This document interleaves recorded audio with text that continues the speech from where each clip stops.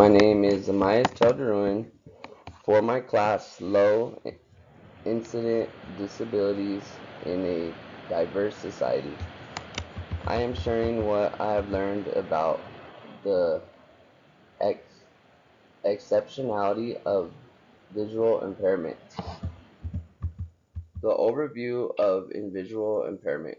The definition of visual impairment is any loss of vision that cannot be fully corrected with glasses or contact lenses um, encompassing a range from mild to severe, including partial sight and blindness. For special education, it is just a little different.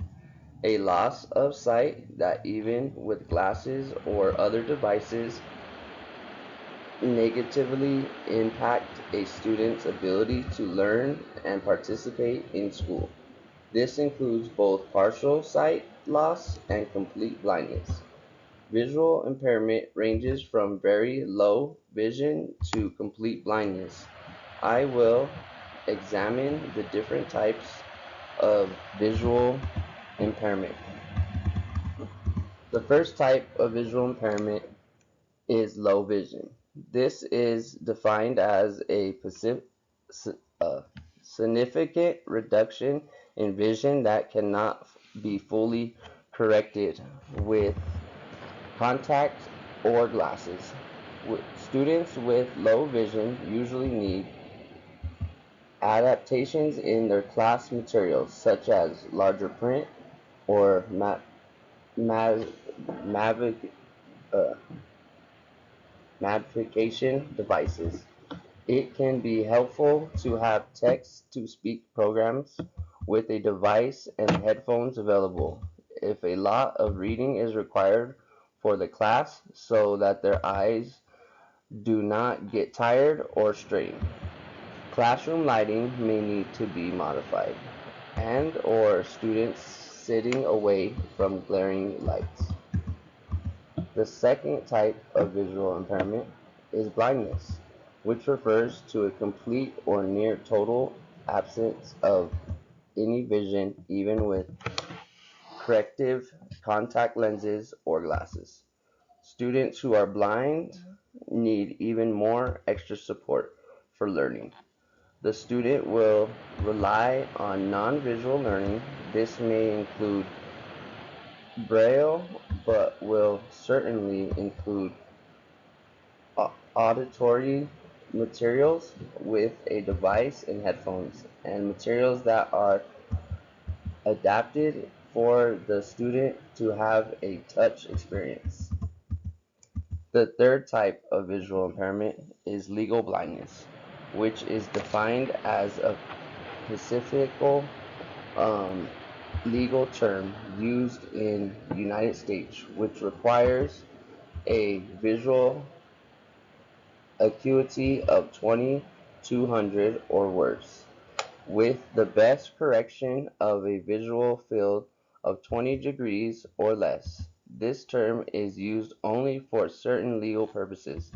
In special education, the needs of services of students with visual impairment are not determined by legal classification, but by their real functional vision.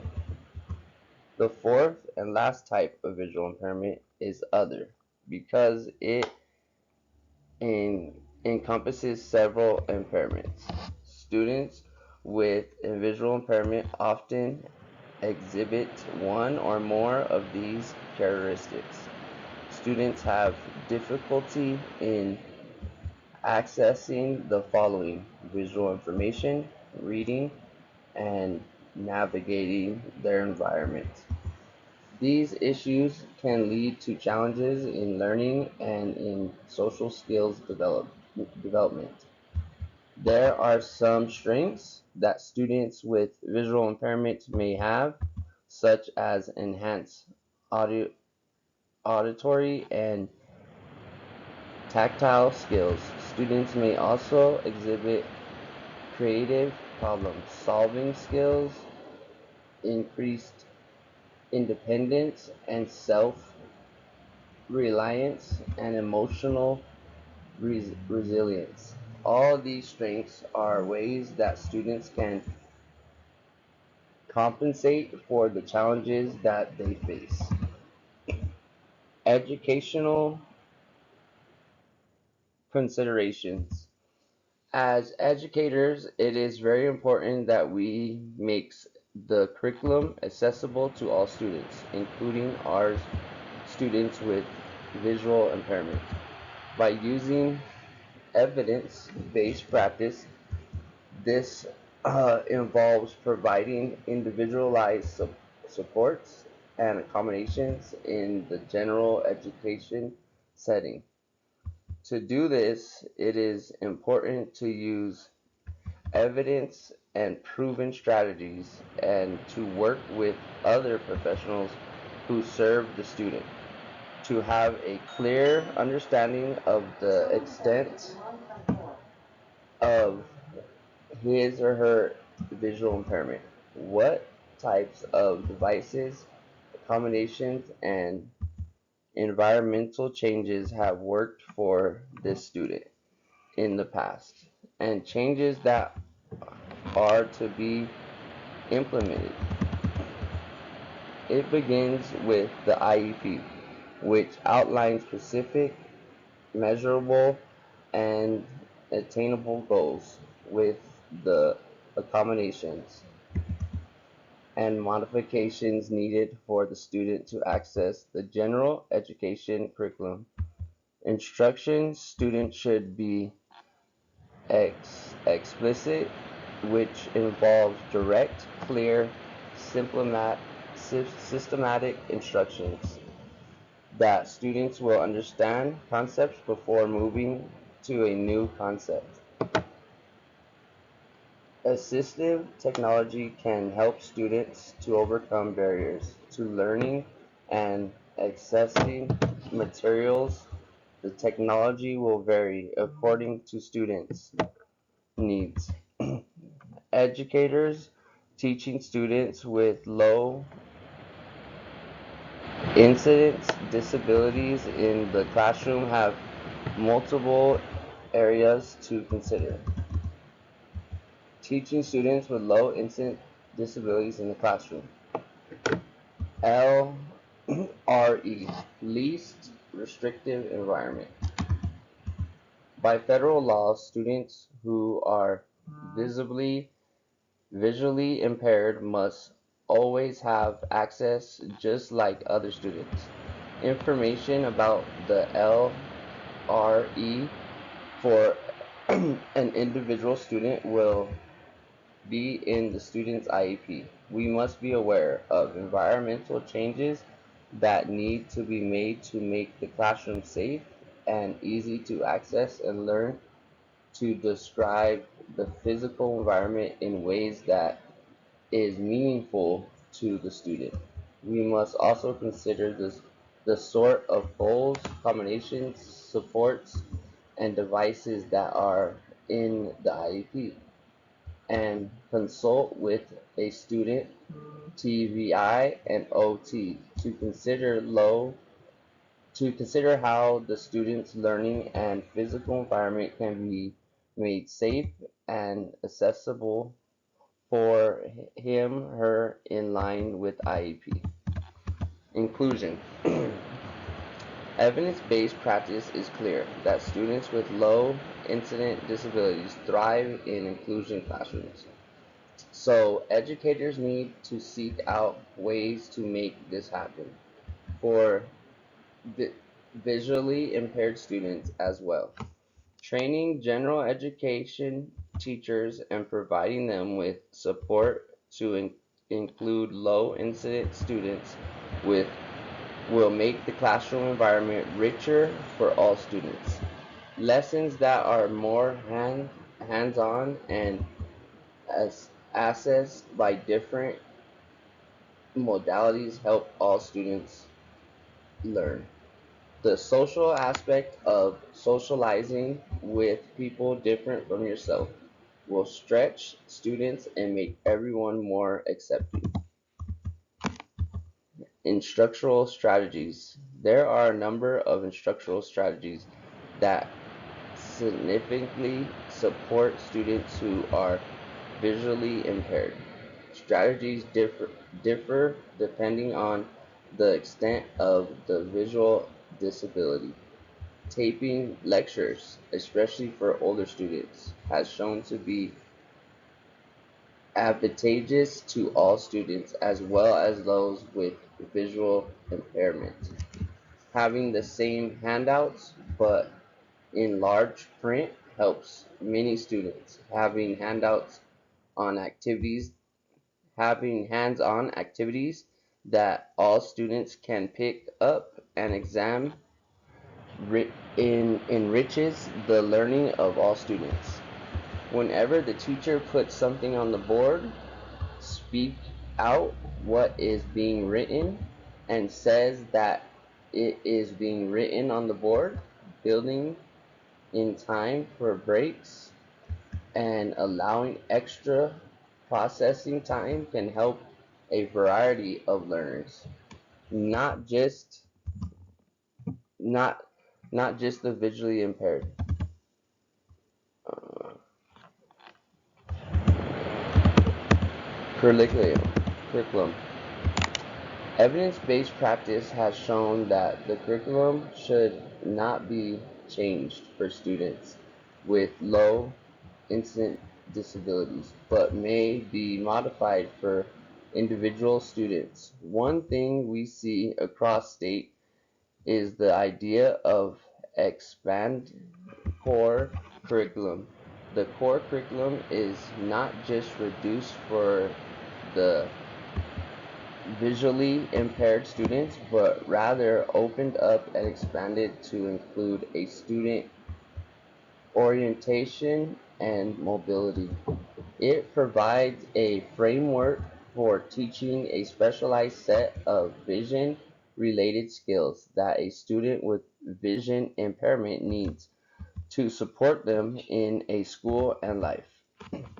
Evidence-based practice. There are many examples of evidence-based practice.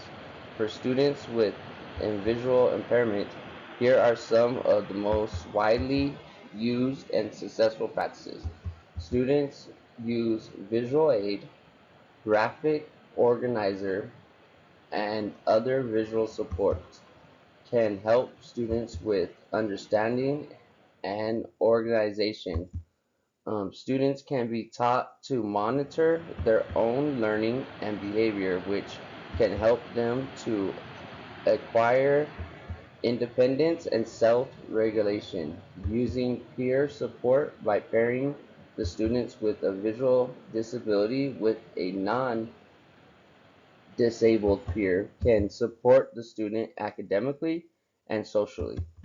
Also providing small groups, one-on-one, or pull out resources room instructions can foster more individualized attention and support.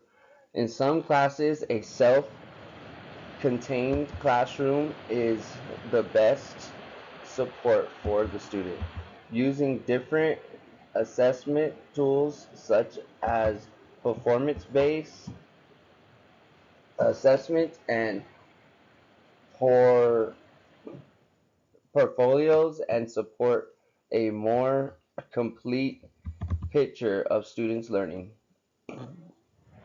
Braille screen readers, text-to-speech software, and magnification devices break down tasks, reduce workload, and allowing extra time for assignments and others evidence-based strategies to support students.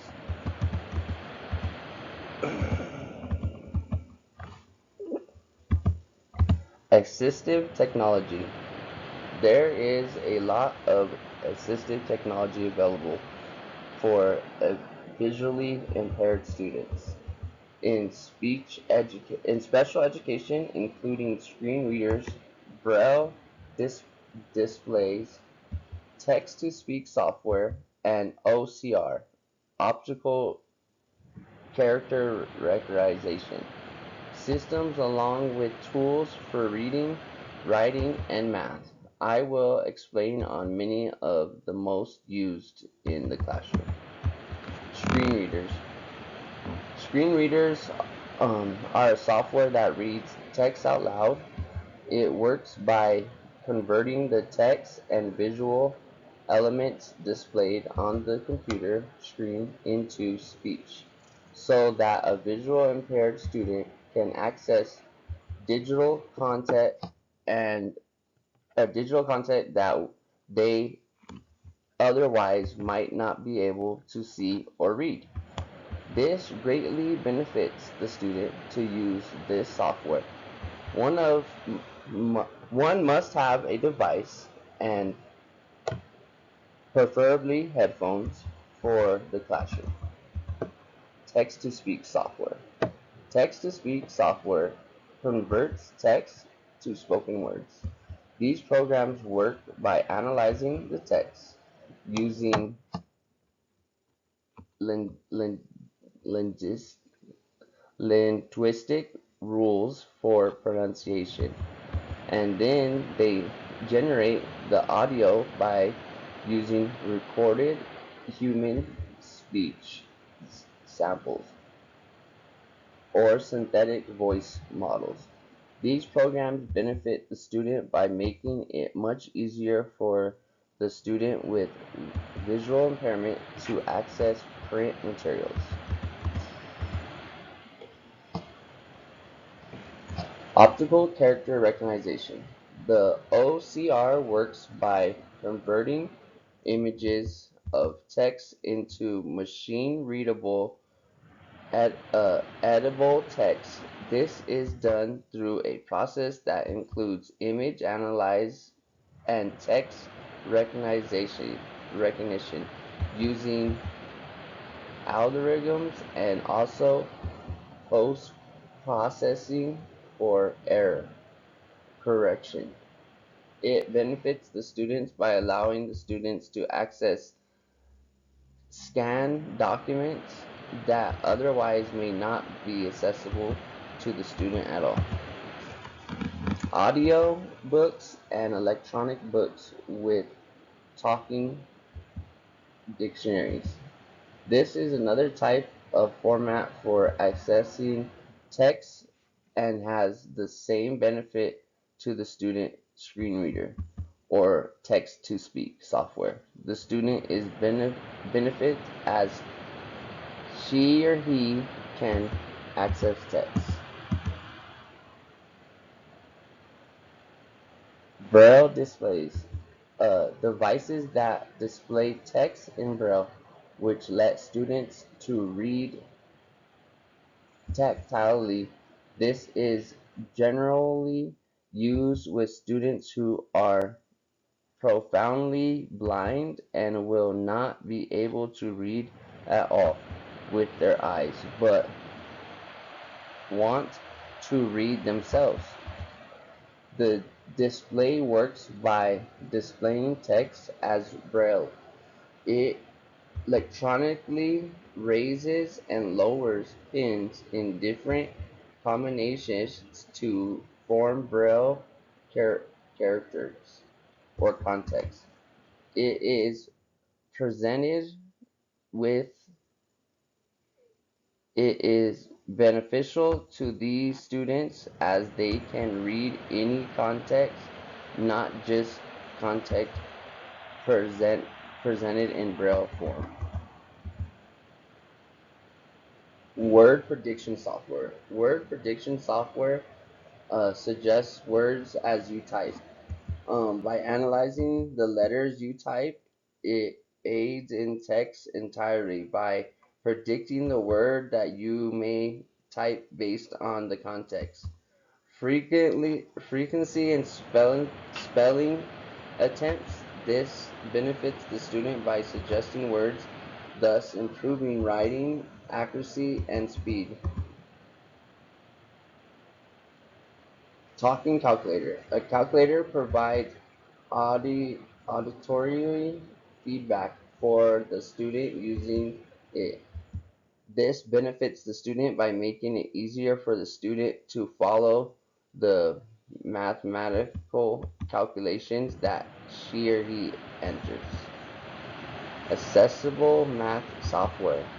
This software is designed to be used with assistive technologies such as screen readers. The software allows the creation and display of equations in formats that can be read by screen readers and other assistive technologies. This is an amazing benefit to the students as she or he can see and hear the math problems and calculations entered, thus increasing access and understanding. Reading support services and accessibilities for individuals with low incident disabilities. Most of the supports and services available and used by students with visible impairment in the classroom have been mentioned or explained previously, but will be observed again here. What the student needs largely depends on his or her visual impairments. The support and services listed here are those that are evidence-based and commonly used in the classroom. What the students will need largely depends on what is in the IEP and the consults from the TVI and OT. This is by no means an exhaustive list, but students with a visual impairment commonly use these in the classroom environments. Materials with large print, magnification devices, screen and other text readers, preferential seating, extended time for assignments and testing, copies of notes or recorded lectures, note-taking assistance, alternative text testing environment, and alternative form and assessment. Transition. Pre- Preparing students with visual impairment for post-school transition should be comprehensive and start very young. Planning should focus on skill development, including post-secondary goals in the IEP, individual education program, assistive technology training, consulting and collaborating with parents, teachers, counselors, and rehabilitation professionals, and access to resources like college readiness programs and vocational rehabilitational services. When considering skills development of the student with a visual impairment, an expanded core curriculum will provide instructions in skills such as orientation, mobility, assistive technology, and independent living skills. This should be a part of students' public school curriculum for the earliest time possible. Advocacy, uh, self-advocacy skills and functional to the students being able to effectively communicate their needs and advocate for themselves in all settings, including post-school settings, training, Training should be provided for all students to be workplace ready by teaching resume writing, job searching, and interview skills. Students need to be supported to develop independent living skills by teaching finance management, cooking, home management, etc. There are many resources that can support the students with visual impairment to be ready for post-school transition, but these must be assessed in a comprehensive and systematic way to benefit the student. This starts with spelling out a comprehensive transition program in the student's IEP. There are colleges readiness programs, including specific programs and schools for the visually impaired students. Students can be connected with vocational rehabilitation services while still in high school. These services provide job training and placement and can be ongoing support. That is all that I got to teach today or tell you about our learning.